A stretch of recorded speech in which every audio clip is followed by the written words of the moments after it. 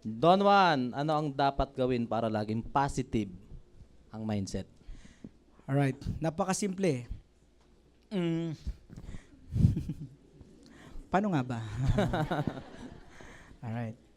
Um, malaki kasing influence yung nakadikit ka sa mga taong negatibo. Malaki rin yung nasa lugar ka ng mga negatibo or ang pinapanood mo mga negatibo. Correct.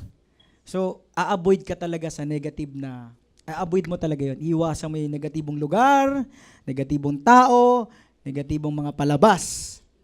Okay? Malaking bagay yon.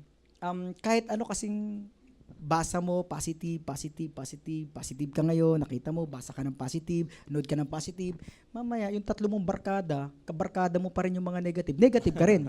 Malalaman mong positive ka pag unti-unti nawawala yung mga negatibong barkada. Malalaman mong positive ka na hindi na kayo nagja-jive, ayaw mo na siyang kausap. Malalaman mong positive ka pag nagtotalk siya, ini-ignore mo na lang. Hindi ka na nakikipag Argue. or sumasali. Hindi ka na nagjo-join sa mga negatibong usapan. Malalaman mong positive ka. Kumbaga, hindi mo na siya tanggap kasi iba na ang vibratory rate mo. Iba na ang frequency mo. So, hindi na nagja-jive yung negative sa'yo. Correct? So, doon mo malalamang positive ka. Pero pag ikaw nakikipagdakdakan pa rin, nakikipag-argue pa rin, pumapatol pa rin, negative ka pa rin. Tama.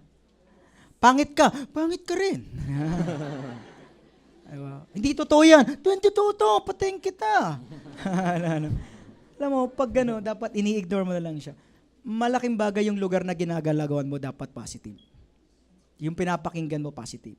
Yung kausap mo, positive. Yung kalubilo mo, positive. Yun. Kasi Yun. tao ka lang, mabilis kang maapektuhan, mabilis kang ma-influensyahan.